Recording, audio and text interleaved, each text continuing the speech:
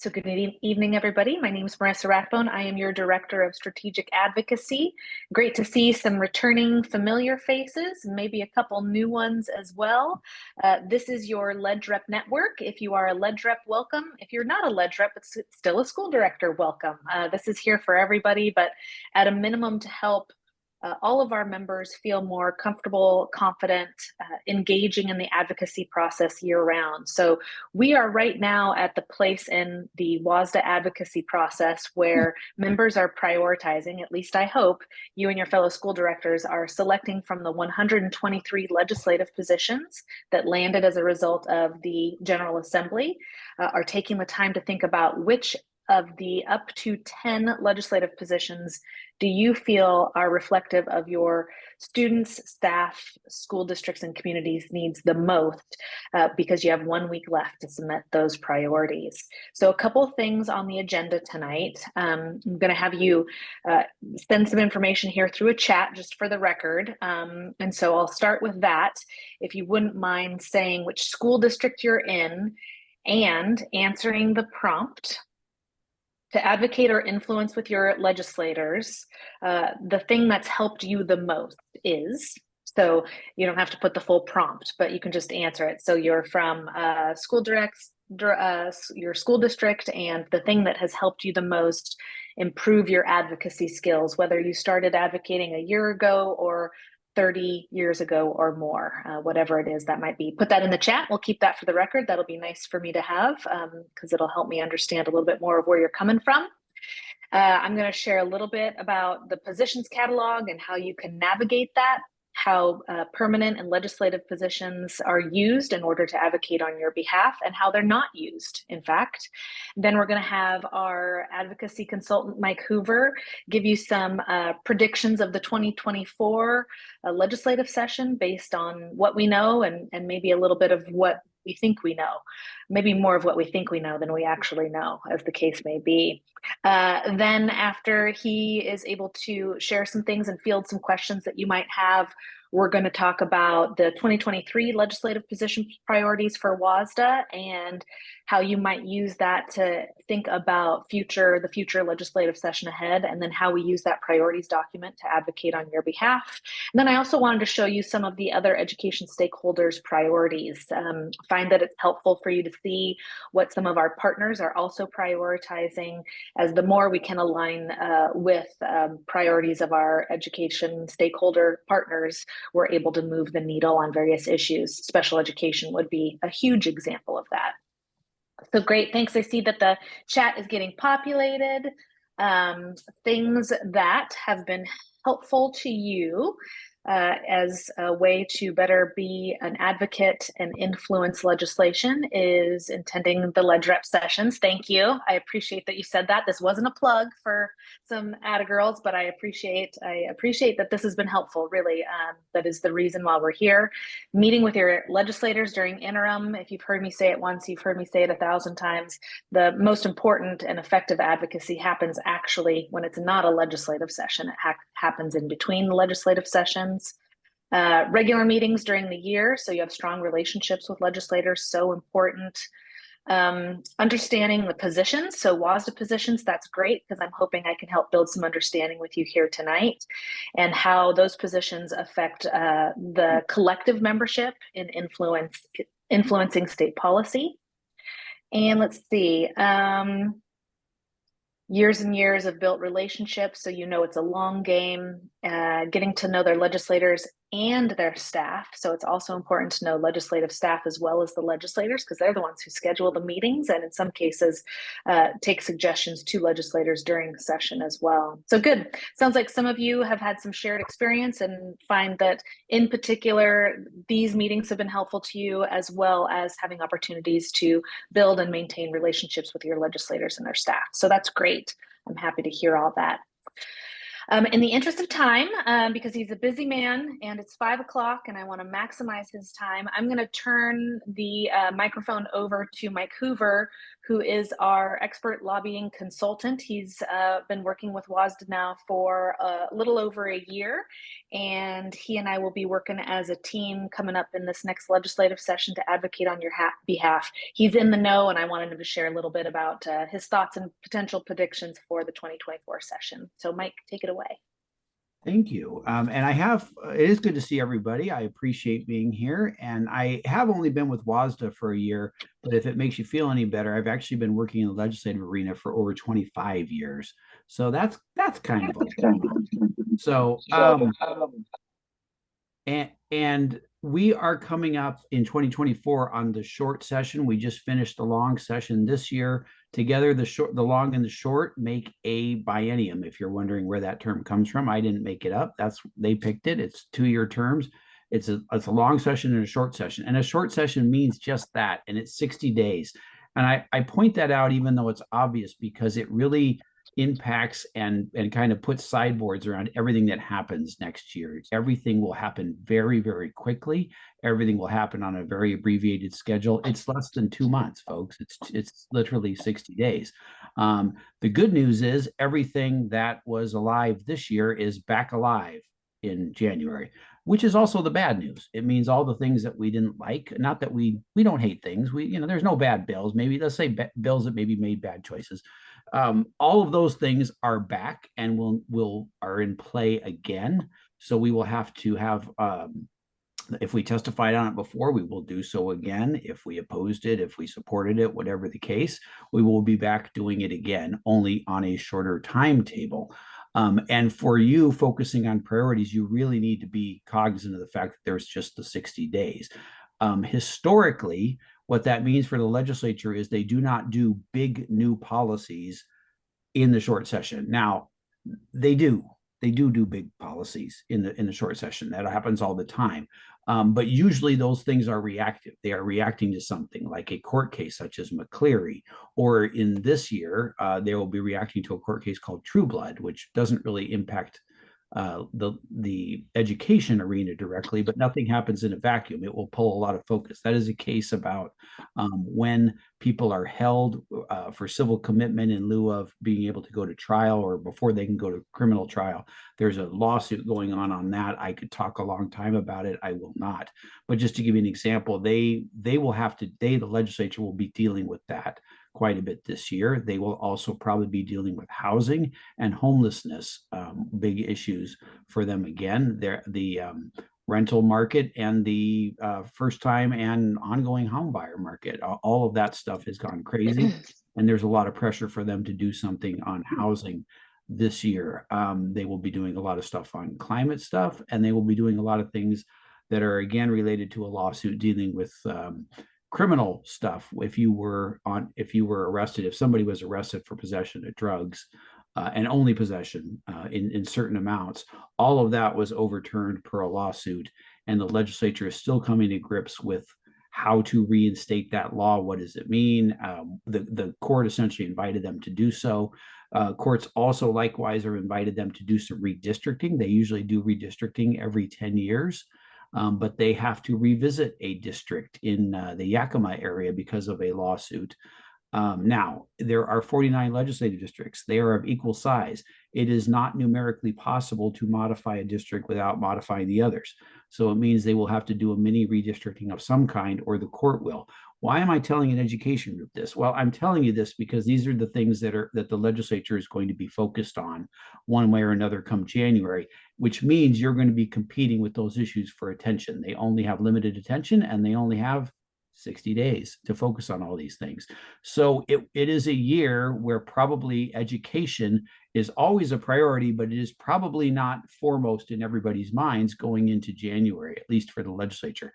And that may be new to some of you. There are years when education is absolutely the foremost thing, and then there's years where it has to kind of take a secondary position to some other things. That happens with other issues too, transportation, used to be a primary issue, and now it's probably a secondary issue. That doesn't mean it's not important. It doesn't mean forever. It just probably means that is kind of the blinders and the focus the legislature will go into the 2024 session with. The budget, the good news is the budget for actual 2024 looks pretty good, meaning there are not big deficits going into. We are not starting with shortfalls. We budget in 2-year cycles, meaning that this year we already did the big 2-year budget. We will only be doing adjustments to that budget, is the theory. There are some red flags on the horizon. Inflation tends to be eating up the gains of what we are, it seems to be outpacing in some senses the actual revenue that we're bringing in. So if you just look at the revenue side, the amount brought in from taxes, things look really good. When you compare that with costs, and some of you are experiencing that in your own field, or maybe with contracts for labor and that sort of thing, the revenue is perhaps not keeping up. Caseload forecasts, ongoing contracts, et cetera, seem to be outpacing the revenue, but they don't appear to be doing so in a critical way for the 2024 year, meaning that probably, first off, I'm often wrong on all this stuff, but if there are problems, probably, I'm looking for some wood to knock on, the legislature will be able to get through 2024 and address those in 2025. Things look pretty good for 2024. One bellwether thing to look at, kind of the canary in the coal mine, is local government. Local government tends to be out in front in terms of budget problems because they don't have the same flexibility. I mean, cities and counties, they don't have the same flexibility the state does. King County, for example, our biggest county in the city of Seattle, our biggest city, they are going to have some budget problems this year, now. I mean, right now. Is it catastrophic? No. Is it a warning to other localities and also the state down the road? Probably. Historically, at least it has been. So it kind of bears watching, which is why I mention it. But for this year, the budget is good and will continue for 2024 and into 2025. But there is not excess revenue, and the legislature probably will be looking very giving harsh scrutiny to any new ads that anybody wants, because everything costs money. There isn't the money. They always say that, but this year it may actually be true. So that's another factor that we're going into 2024 with. Another thing that's going to happen in 2024 is elections. You probably already heard it. And you're probably saying, well, Mike, it feels like the election cycle never ended. And that's kind of true too. But all of the House and half of the Senate will be up next year in the election, in addition to all of the statewide, in addition to the president, in addition to Congress, et cetera, et cetera. I mentioned that because it impacts how members behave. They want to get out. They want to finish in the 60 days so they can get back in district and campaign if they're campaigning. And I also need to point out that not only do we have people running for the same offices, we have more turnover expected or more, I don't know what the word is. It's not a record amount, but a lot of people are seeking different offices. We have people, for the first time in a long time, we have the governor seat will be vacant. The AG will be vacant. There are people vying for the insurance commissioner, for the auditor, for all these things. And a lot of them are legislators. A lot of them are either seeking to go on to an executive position, or they are House people looking to fill a vacant Senate seat. So there's going to be a lot of movement and a lot of people kind of with one eye on session, but one eye on the election. And I would never suggest that anybody votes a certain way to affect an election. But in case they do, 2024 is an election year. It affects everything. And that will be, there's just no way that we sort of have to keep an eye on the fact that certain people maybe are having this job, but running for this job. That doesn't make them bad people. I'm not saying anything negative here. I'm saying that maybe they're acting as a senator, but they've got an eye on the lands commissioner race or something. That will impact the way we interact with them. That may impact the kind of way they're looking at policy this year. So all of that is going on. If I had to, I think I already mentioned, but if I had to predict the big issues for next year, again, my predictions are terribly wrong all the time, but here goes anyways. I got a good feeling about them this time. housing, homelessness, rent control, mental health, competency to stand trial, and climate, and the various lawsuits that are going on that the legislature is facing. All of those will pull focus away from education because in a lot of cases, and redistricting, if there's a lawsuit, there is usually an accompanying order, which means the legislature must do something this next session. They don't have a choice. Well, they could do nothing, I guess, and see what happens. But at least in terms of what the courts have asked them, they're facing, I don't want to say a record number, but a lot of judicial orders that they have to comply with, again, in a short session. So can I ask you a question on that? Sorry to yes. interrupt your train of thought. No, So you no, no. mentioned I'm winding lawsuits. down. You mentioned lawsuits, and the state Supreme Court made a decision about the Wahkiakum decision related to capital and school construction. Do you think that gives us, despite all this other attention on other issues, does that give K-12 an opportunity to be part of that dialogue? Does it draw attention to that issue and give us some momentum in our positions and priorities? I think I'm trying not to, I understand why the lawsuit was brought, and I think it was a very good argument. There were good arguments on both sides in that case. And the legislature used that lawsuit existence to not act. Not all of them, but a lot of legislators used the fact that we were suing them to not act. I would expect some of them will try to use the fact that they won. There were no winners in that lawsuit. I mean, think about it. What did everybody win? It's still not funded, folks. So, but some of them will say the fact that the court sided with them means they don't have to do anything this year. My own opinion, the way I would approach that is, number one, now we know what silo the curricula part, the labor part is, and basic ed part, and we know what part the court, at least legally, thinks the capital part is in. We are not funding the capital part correctly. I don't think that issue has gone away. I think that would be a very big talking point. And I would say we could probably use it next year to say to people, there was doubt.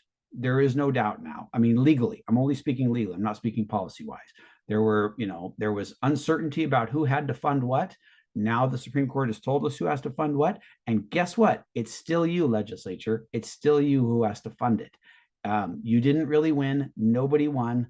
We need to figure this out and going forward. And now we're free to do that with the air is cleared. That's what I would probably say about that. Still a tough year though, because we are on the supplemental budget year. We are not on the primary budget year. That makes good sense. I think you mentioned capital gains, but just to bring forward that question, received a question from one of your colleagues today, school board member, asking about capital gains tax, and that there's an assumption that I've heard a bunch of different millions of numbers thrown out, but most recently, but the $500 million is for K-12 for sure, and then we could advocate for some more. So could you sort of speak to, are there any guarantees, and what might you advise in terms of advocacy and accessing those dollars at this point in time? Sure, I guarantee the legislature will do whatever it wants. Beyond that, there are no guarantees. That is not I'm kind of a cynical guy. It bears watching. You have to keep an eye on them. The issue is supplanting. It doesn't do us any good to get new capital. I think it doesn't do us much good to get capital gains tax money and then have them take it from somewhere else. We want it to be additive, or we want it to at least, we don't want to be kept just, we don't want to supplant existing revenue with it, which will be the big attraction from the legislature. The legislature is famous for being able to show you in the budget how you're rich. And meanwhile, you can't keep the lights on because they've given you this money and they've taken it from somewhere else. So I think it's good that the capital gains, it's good money wise. I'm not talking about policy. I don't talk about that. It's good financially that law was upheld and the capital gains is money that's going to come in. We, the collective we, will have to bird dog that and make sure that we get a share of that and that it is additive. It doesn't do us much good if it's not additive. And I think that will be just like all the money we've ever, in the budget. You have to do it every year, every 2 years. You have to keep doing it. I'm old enough that I remember when the lottery was going to fully fund education. How's that working out? So I mean, the promise is there, but I don't want the promise. I want the money. So Thanks, we Mike. got to stay on top of them. That's helpful. I have another question for you, but while I'm asking that and you're answering, maybe the rest of you, if there are any other questions that Mike might be able to field while we have him here for the next couple minutes, I'm sure he would be happy to entertain or at least try to answer Absolutely. your question. Yeah. Yeah. So I try to subscribe to all the legislators' newsletters, which come out oftentimes on a monthly pattern. That I haven't really gotten a regular pattern down, so it kind of is haphazard, but I get them. And I try to pay attention to what they are saying and what they're not saying. And one of the things I've noticed with some legislators recently is that they are really celebrating the significant financial investments and gains that they were responsible for as it relates to public education in the last legislative session. Like, look at us, we did a lot. We did a special education. We helped school districts with school meals. Congratulations to us. Congratulations to you. Schools got a lot of money last session. So I'm trying not to become cynical about things, but I'm wondering if I should read that as you got a lot of money in 2023. We're focused on some other things moving ahead. Well, I don't know. I'm just curious. Should we take that much from newsletters? I'm going to say no because it suits my interest to say no. I mean, they wrote them for one set of talking points, and I think the good news for education, and I have other clients, like for example, the counties and things, and the good news for education is everybody still wants to look good on it. And I can't say that for not everybody wants to be a friend of the counties, I can assure you. And I try not to take that personally, but everybody wants to still act like they're number one for schools, that schools is a priority, and not just act. I mean, it's genuine. They want to, it is maybe not the number one thing, but it is probably in the top priorities of voters and residents, people that they always want to know what legislators are doing for education. So newsletters go out to everybody. I view it that way. I think it is a PR piece. That does not make it bad or evil. It's just so the fact that they're highlighting education and wanting to look good on it is a very good thing. I don't view it as the way that you signal to us that you've done enough and you're not going to do that. The way you signal that is you call me in or you call Marissa in and you say, we've done enough for education, we're not doing more for you. That has happened to me, and that is not so great. But we're not there yet, and we're not. And I don't read the newsletters that way. The newsletters to me are, this is what we did. Aren't I terrific? Aren't you glad I'm here in Olympia for you? Again, perfectly reasonable. That's the whole point of them. But I don't. It would be an odd. I don't read it as a limiting factor if that's the answer. Okay, that's good. So, well, I'm glad we had this talk. That's good. Thanks so much. Got a couple questions that came through the chat. You've answered some already. Had a question about, do we sense how many districts in the state may be seeking to change the 60% supermajority so they can run a bond in 2024? While Mike's thinking about that, I have heard from multiple legislators and education leaders an interest in yet again talking about a simple majority for school bonds. I have heard the 55% threshold thrown out there pretty regularly as a part of that dialogue. You may recall in the past, WSSDA has had to walk the line on that because our legislative and permanent positions say very clearly simple majority. So that's one of those things where I'll be working with the Leg Committee if a 55% bill comes forward. It's better than nothing, but it's not optimal based on what we've said in the past. Again, based on our position language, it's a simple majority we'd be advocating for specifically. And I am aware that there is some conversation about bringing that bill back again this session, but now I'll turn to Mike and say what he's heard or thinks about that. I have not heard anything since last session, which, if you can believe it, is still this year. I will say, because you know, I work in various arenas. The counties and the cities, for example, they want to lift the lid on the property tax stuff from 1% to 3%. If you don't know what that means, that just makes you a normal, healthy person. So don't worry about it. But my point is that these are local government things that are high stakes for the legislature to vote on and low gain for them. So I don't, my own view is the legislature is not going to help us out on either of these things. It's very unlikely in a short session. They are probably not looking to help make it easier to raise taxes on the constituencies right before an election. Is that a cynical view? Yeah. Is it borne out by history? Yeah. And is it borne out by things people have literally told me? Yeah. So my own belief is that those will be tall orders to get in the 2024 session. However, in 2025, if the remember I told you earlier that I thought some local governments were in trouble, they were having some shortfalls, etc. In 2025, a non-election year where perhaps more locals are having some issues and the state is maybe looking at some issues of its own, I could envision a omnibus package of things coming together where they help the locals and at the same time help themselves to try and make everything whole. I just think that's a better chance of success. That does not mean we do not try this year. Please don't misunderstand me. We always try, we always work for your priorities. It is just my assessment of how I think they are seeing stuff and what I think the practical odds of it are. I don't think the odds of us getting the lower amount in an election year, a lower threshold for bonds and taxes, either for the counties or for the schools, is very high. I don't think it's very high. I think it gets higher in 2025. It's a fair assessment. I'm often wrong. Nope, that makes good sense.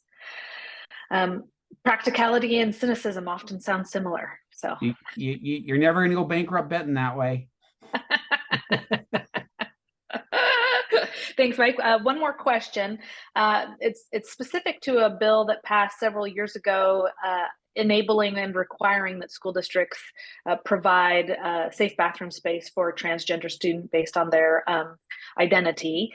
There's a question about an effort to recall that bill and whether or not that will get traction. So I'm wondering if you could sort of speak to, does that happen very often, that laws are enacted and then a couple of years later are retracted? And as it relates to this particular issue, if you know anything, understand there might be some traction in this area or not. Well, I'll start with the last part first. I don't know. I have not had discussions specifically about this. Speaking more generally, do they repeal things? They do, but it's pretty rare, and it happens usually when the majority shifts. I do not see the majority shifting in either the House or the Senate. It certainly won't have changed by 2024 when we start in January. And I likewise don't see, you know, there may be shift in seats, but I do not see the Democrats losing control of either the House or the Senate for 2025 either.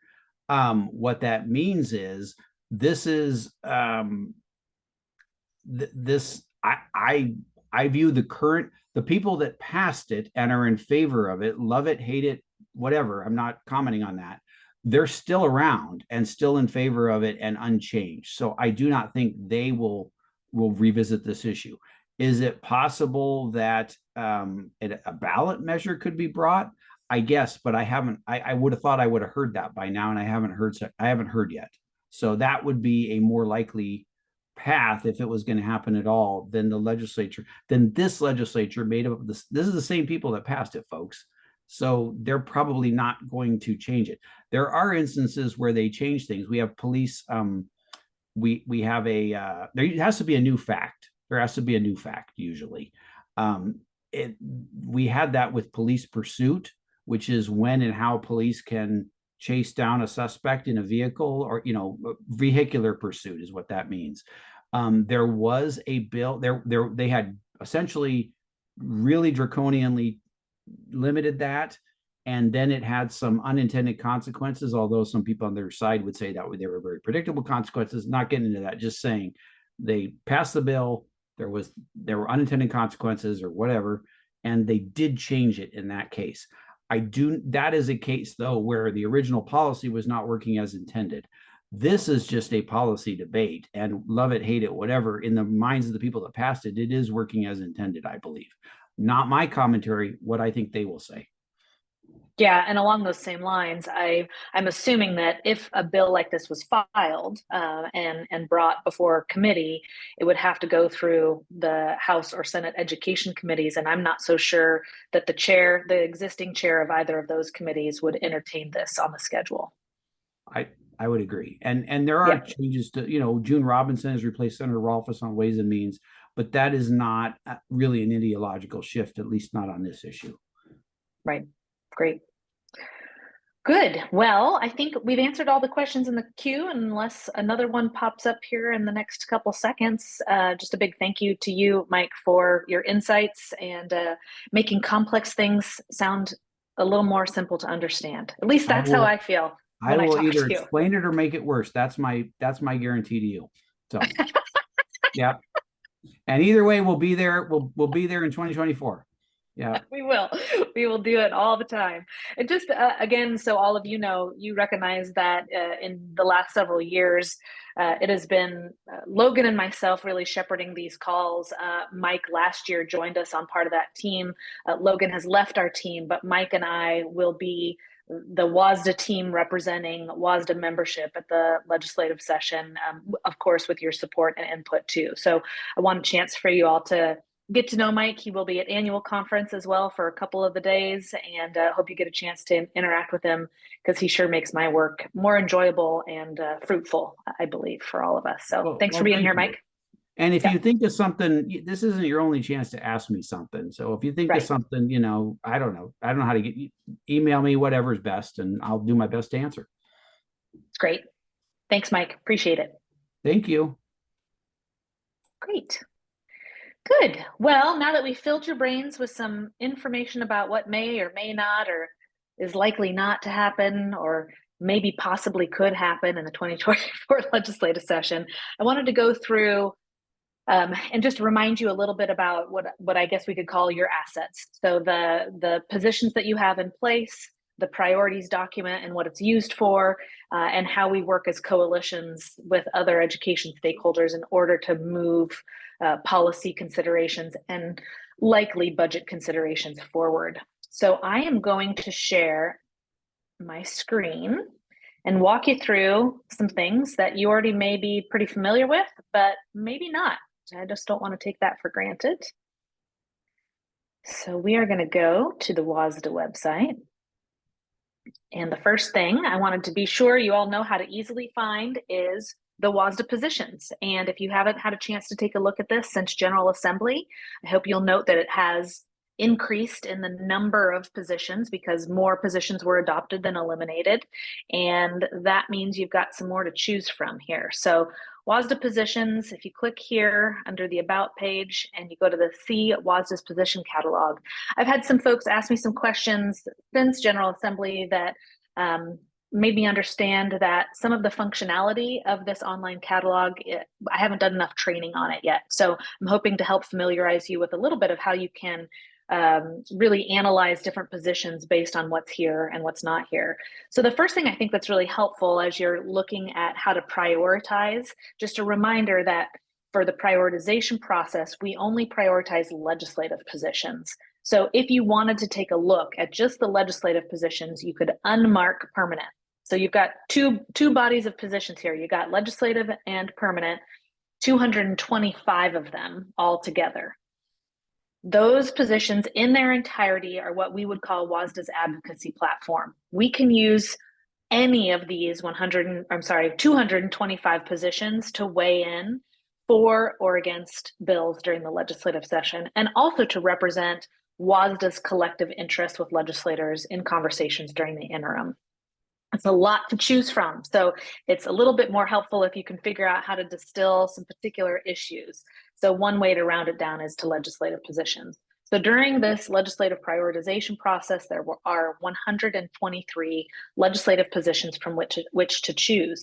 Now, if you've already started this process with your fellow school board members, or maybe even you already submitted, I'm sure you noticed that there are quite a few positions that overlap in concept to one another. So sometimes it's a little bit hard to figure out, well, do I want this position about staffing and making sure there's enough money for all the staff we need? Or do I want this position about revising the prototypical school funding model? What happens when, hopefully, 295 school boards submit their priorities? This hasn't happened yet, but I'm always hopeful this could be my year, that there are enough overlaps and enough of the kind of related but distinct positions that elevate to the top that when myself and staff are unpacking the results of the prioritization process, we're looking at them in terms of relatability. So I'll point out how we've done that in past years, but we typically, based on your prioritization, always have a general category around needing more qualified adults in your buildings. And there are probably 20 or more different legislative positions that touch on that particular issue in some way. So we try to make sure that as many as prioritized up towards the top 20 of our collective results are somehow reflected in a smaller bucket in our priorities document. I'll point out how we do that here in a little bit. So let's say you've got this down and then you're like, I'm really interested in levies. That's what I want to know most about. So I type in levy. Now we've got 4 here. So I'm like, well, what if I typed in levies? Let's see what's different. Oh, there's just 1. Interesting. So another thing to note is that you're doing searches. Make sure if there's a word you're looking for, you're trying it in a couple different iterations. So I'm going to go back to levy because that seemed more comprehensive. So you've got a couple different positions that have references to levy. They have different, some of these have different intentions. In particular, the participation in local voters pamphlets. That's a position, well, let's just open it so you don't have to take my word for it. But essentially, it would allow WSSDA to weigh in on a bill that would require that anyone submitting a for or against statement on the voter pamphlets or ballots would have to live in district. Right now, anyone can submit a for or against statement from anywhere in the world, actually, and it could end up on a Washington state ballot in your district. And there has been a bill actually introduced and brought back over and over again by Representative Steve Berquist. That's a pretty comprehensive local voters pamphlet bill that includes an adjustment to restrict for or against statements to just those who live within the district specifically. So that one, that's interesting because that's it's about levies, but it's not about funding per se. However, if you go to levy authority and local effort assistance, you've got a very comprehensive position that actually has thresholds that would allow us to advocate for increases to thresholds and per pupil amounts. So these are important because when you look at our positions and they actually have specificity like this, it's important to make sure you're paying attention to that. And when advocating on behalf of WSSDA, that aligns with what your district would need. In some cases, it's not what your district would need. We know that because some of our school districts have submitted amendments to this position in past General Assemblies, which have not passed. So we know that this particular position does not represent necessarily every single one of our school boards. However, it has been voted by the majority of the membership who have shown up in previous General Assemblies to pass as it's currently written in front of you. So it's, we could spend hours looking through different topics on various positions. So I'm going to do one more. Let's do mental health actually, and see what comes up there. So, and again, remember, these are all the legislative positions that refer to mental health. So you've got quite a few here. Let's see, increase amount and flexibility of funding. So this one would allow WSSDA on your behalf to advocate for greater flexibility in the use of state and federal funds. So this position is pretty relevant, not just to the state legislative session, but also to members of Congress when we're advocating through the Federal Relations Network. It does talk about declared federal emergency situations specifically, but if something came up during session that would aim to put more boundaries around the way funding is utilized by districts as allocated by the state, I would work with the Leg Committee to determine whether or not this language gave us enough ability to say, hey, our organization believes in greater flexibility. We have a position that states that as it relates to emergency funds, but we're carrying that forward to flexibility in general because it's important for our school districts to have local control, which we also have a permanent position on. So sometimes your positions are written in broad terms, sometimes they're written with great specificity, and depending on the position and what we're advocating for, it can be advantageous for positions to be written with specificity, and it can also be advantageous for them to be written with some flexibility. It depends. And that's why every year you come back to the position window in the spring to make adjustments, potential adjustments to these positions based on what we learned during the legislative session. And those are called amendments. And that's one of the things that you debate during a General Assembly. So the ways that we use these positions is oftentimes, I just wanted you to note, I noticed this during General Assembly, is pretty much every single one of our legislative positions start as WSSDA will initiate and or support legislation. There might be a few exceptions, but generally the Leg Committee will look through that and try to make recommendations to streamline so that each of the positions for the legislative side of things has the same beginning stem. WSSDA will initiate and or support legislation. Most often, 99.9% of the time, WSSDA as an organization is just weighing in on legislative proposals that are coming forward. We rarely, if ever, initiate legislation. The exception I will say to that was it last session? I get my sessions confused.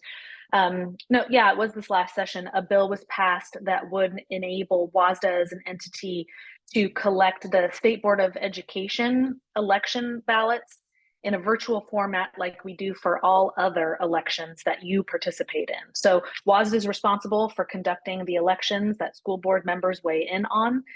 We use an electric system to do that, an electronic system to do that. There was some language in the existing law that would have required us to send a separate paper ballot just for the State Board of Education elections. And so we asked for a cleanup in legislation so that we could make our elections process more streamlined and get more participation from members and ultimately make it easier for you. So that's an example of a bill that we actually initiated, but most often, particularly as it relates to big issues, we are weighing in based on your positions, not initiating the development of bills. All right, I've been talking a lot. I'm going to check the chat, see if anybody's asked me a question. Nope, we've got a thanks, Mike. But I will pause and invite you to ask a question in the chat if you have anything related to what I'm talking about here that might be helpful for you to know. Like I said, with 225 positions, I'm not going to be able to give a concrete example of everything, but I do think it's important for you to know how to search for positions based on keyword search. I also think it's important for you to know that you can print out a full listing of all the positions. I think some folks didn't know that this is the table that shows the list going down. This is the list that actually allows you to print a document. This one would have all of the legislative and permanent positions included because I've got these two things clicked here. But if you just wanted a list of the legislative positions, then you could just do that. I'd have to refresh my screen so that it enabled that. Let me unclick just legislative and go to list. So now you've got just the legislative positions listed here. So there is a way, and then if you just click on this print button, it'll pop up that you can print this page. So that might be a new awareness for all of you. I'm also always happy when you have a question like this, like, how can I get a list of all the legislative positions? I'm happy to just do that and send it to you as well. It makes me feel needed, and I'm happy to be able to help. But I also want to empower you to be able to find the things that you need sooner rather than later. So Sarah has a question, getting strategic on positions. Are there bills coming back we should consider prioritizing positions around that might not normally be in our top priorities, but they would help WSSDA, give WSSDA some muscle and advocacy this year in the interim? Interesting. Let me think about that, Sarah. That's a really great question. I think it'll jog my thinking when we go to the priorities document actually next. So good question. Hold on to that. And as long as nobody has questions about the catalog, now what I'd like to do is go to the priorities document from last year. Obviously, we don't have a 2024 legislative priorities document because the prioritization window is still open, and hopefully you are working on getting your submissions ready by next Monday if you haven't done so already. So I wanted to show you, once the prioritization window has closed, we basically have a spreadsheet that says of the school boards that submitted, there were 200 school boards that submitted, and 180 of them all had this position in their top 10. And so it elevates to the very top. This is the position that was prioritized amongst the top 10 the most. And that might get 180 votes, we could say, but then there's a next one that got 179. So it's real close in terms of how many times it was prioritized. And we'll look and see if those are distinctly different positions, or maybe those two are both around amply funded staffing levels. I think last year, the very clear winner of the priorities or positions was around special education, and the next real clear most highly voted position was around amply funded staffing levels. So sometimes it's real obvious, and sometimes there's a little bit of a look down to the top 20 to see which ones will actually surface to the top. So this gives you sort of how you consider your board's highest priorities, thinking about the final list of positions and submitting by October 16th. And then let me actually get the prioritization document. So here you've got last year's. I'm going to open up the PDF. So just so you know, in terms of process, after the prioritization window closes and we do some analysis of the results, I work with our communications team to develop a one-pager that reflects your collective priorities. And then we take that language to the legislative committee, who does a little zhuzhing of the language. Maybe they think, well, something's missing here. This word should be replaced with this word. But what I try to do is, when I'm developing this, is actually use language directly from your positions where it makes sense. Sometimes I can't formulate a full sentence with several positions that might go under a bucket, and so I have to take some bullet points from a couple different positions, but I try to make sure the key issues from your priorities are reflected in some way in this one pager. So last year we had some really big issue areas: special education, ample, equitable, stable funding, which also included CTE program, regionalization factor gaps, stabilizing district funding, amply funding staff programs, and updating the prototypical school funding model. So that was a big one. Feeding students, school construction usually ends up in the top here. And last year we had transportation. So this one's been on our priority list for the last couple of years because there's been some interest in revising and updating the STARS formula. And there have been a couple bills that have come forward on that. So the good news is last year, out of these 4 bucketed areas, out of these 5 bucketed areas, there was legislation, at least one bill, if not more, enacted in these top 4 that moved the needle in a positive way towards meeting sort of the overarching goal. It may not have gotten to something specific like CTE programming, but it did get to increasing funding in some way, shape, or form. So this document is a one-pager, and all of our education partners have another one-pager, and sometimes we have one-pagers that align. So I wanted to show you, Carol, you had a question. Are the positions that are most recent? Yeah, all the positions that are in the position catalog have been updated following the General Assembly. So anything that was amended during General Assembly and then any new positions that were adopted, all of that has been updated on the positions catalog. Everything is inclusive there. So that's a great question. And you've got that there. Also, in addition to that, I'm going to, hopefully you've already received this in some other way, shape, or form. I'm going to upload the positions list document, which has all the ledge positions that are in the catalog. And then also a way for you, if you haven't used this already, to get some feedback from your fellow school board members if you're responsible for that. So I'm sending that to you in the chat. But if you can't download from the chat, feel free to email me and I'll email to you as well. Let's see. I am going to pull up. So this is the most recent one I got from the State Board of Education. Let's go ahead and take a look at that.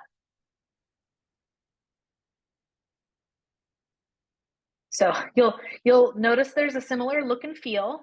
We do work with our graphic designer following, once we get the content nailed down with feedback from the legislative committee and approval from the WSSDA board, we're able to create a graphic design that really gives it some spark, some bounce, and make sure that it grabs the attention of legislators. But you'll notice that State Board of Education, they have sort of an intro, a little bit about their beliefs, statements, some of their foundational priorities. It looks here that they've prioritized 2, equitable funding and special education in particular. And then they have some other general areas of interest, creating conditions for needed learning, expanding opportunities, and building capacity for education partners to serve. So they've got less text than we did in our last year's priorities list, but some more interesting graphics, maybe, depends on what you think about graphics. And then on the back page, it lays out some of that in more detail. So that's certainly something we can use the front and back. It's good to have concise information on the front. It draws interest and then lead legislators to want to learn more potentially on the back. So that's State Board of Education. I'm just going to show, I've got a handful more, but in the interest of time, I'm not going to show all of them right now, but I do want to point to WSSDA's.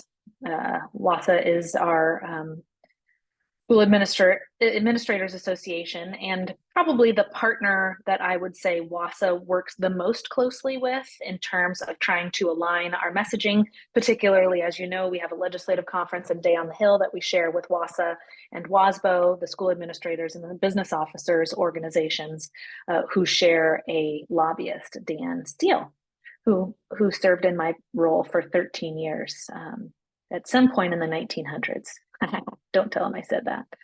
So their priorities for 2024, advancing equity, fully funding special education, fixing the transportation formula, consistent and equitable education resources, including a reference to regionalization and a fix for that and the salary rebase, updating the prototypical school funding model so that it adequately funds enough adults with their qualifications in buildings and capital facilities. So I would be surprised if we don't have some that will pretty easily align with some of these areas.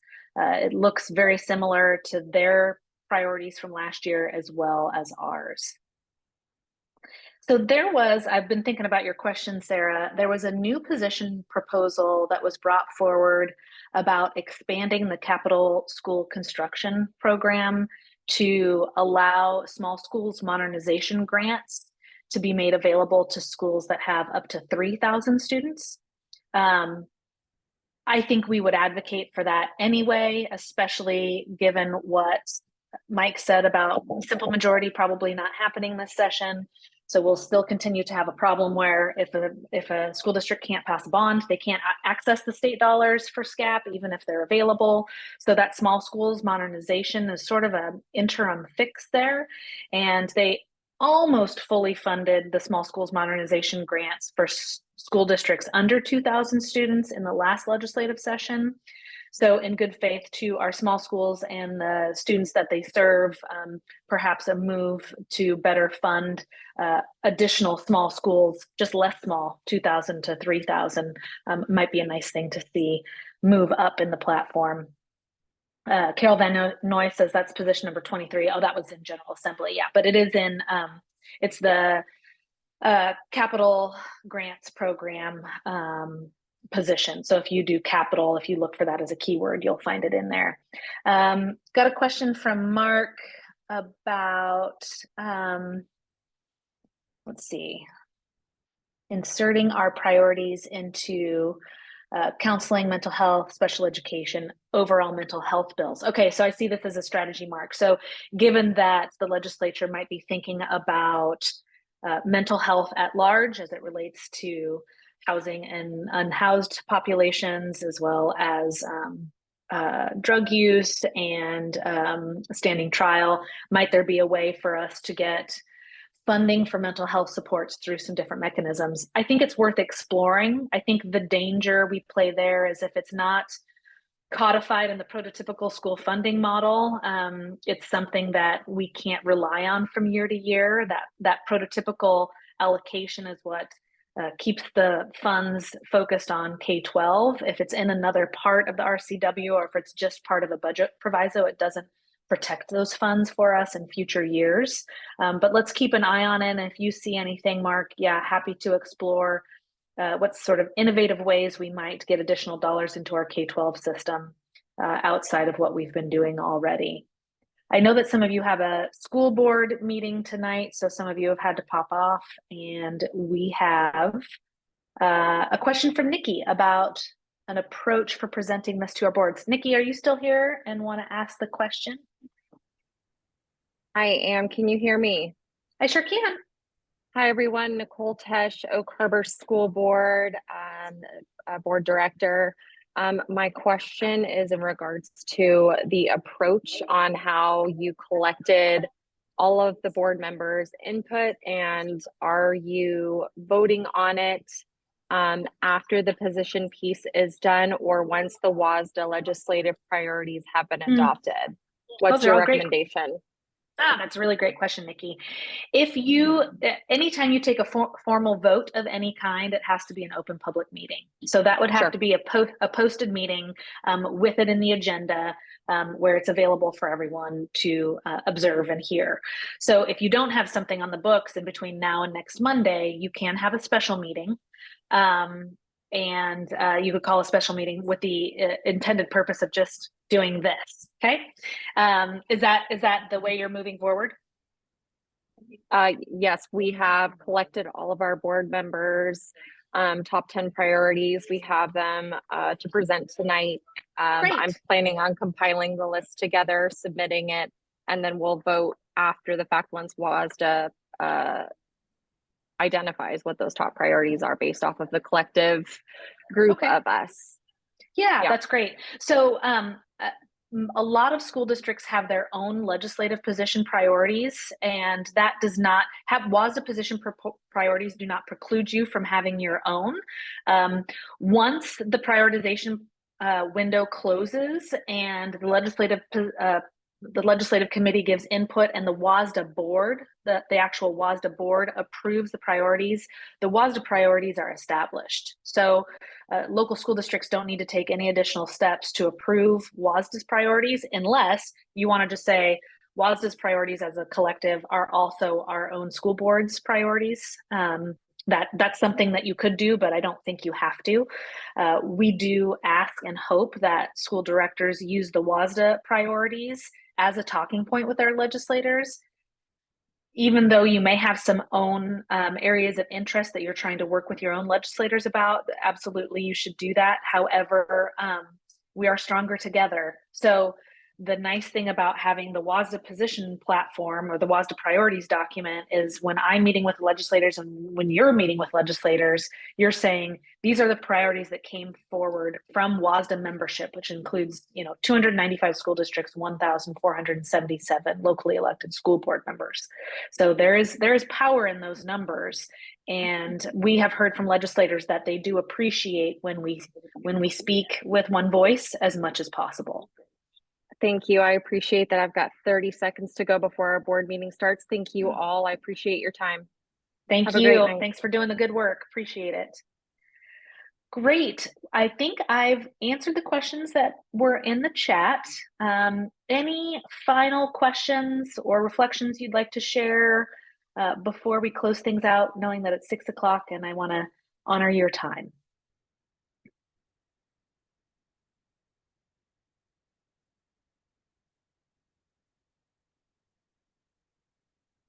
Anything that you as a ledge rep wish that you had so that you could become a better advocate from here moving into the next legislative session? There was one thing I could create, or $500 million, yes. Okay, fine, not anything. Anything that I might have the ability to develop or access that would be helpful to you in the months ahead. You could type it in. You could type it in the chat. Oh, Karen, are you waving your hand like you have an answer? I thought you were saying goodbye. No, the one thing I would like would be more time with the group in person sometime. Maybe make space at WSSDA for us to have. That would be kind of really beneficial for all of us, especially even if the DA4, my DA4 got together. Well, not mine. We haven't had the elections yet. But if DA4 got together, or if all of us got together collectively, so we can, I love the Zoom, but something about face-to-face really kind of sets the tone and pace for how we get work done. Heck yeah, I'm glad you said that. So hoping that you'd actually want to do something like that, there is a breakout session during annual conference that's a ledge rep networking hour, which should be in the conference agenda, and hopefully there aren't other competing things that you want to do. But yeah, my hope is for the ledge rep networking hour. It's actually during the other the other breakout sessions. So you'll have to pick that one over others. But my hope in that space is really to do some sharing, some mixing and mingling, some getting to know one another, sharing of practices and ideas, things that have worked for you, things that haven't worked for you, and have it be sort of a social setting where you can gain some support and encouragement for one another. So it's a great idea. I'm glad you thought of it. It's a breakout session at annual conference. Also, there is an annual conference pre-session on strategic advocacy. It's called the Strategic Advocacy Academy. There will be diplomas issued if you are a student and you successfully complete the tasks and the performances that are there. So hope you can attend, but if not, I'm hoping that'll be something that I offer more in the future. Let's see. Sarah, you said a shared space where we can upload and collect our individual board priority documents. Yeah, I like that. I have never heard that idea before. Ledge priorities by district. Cool. I think that's a great idea. Thanks for that, Sarah. Okay, I'm going to stop the recording.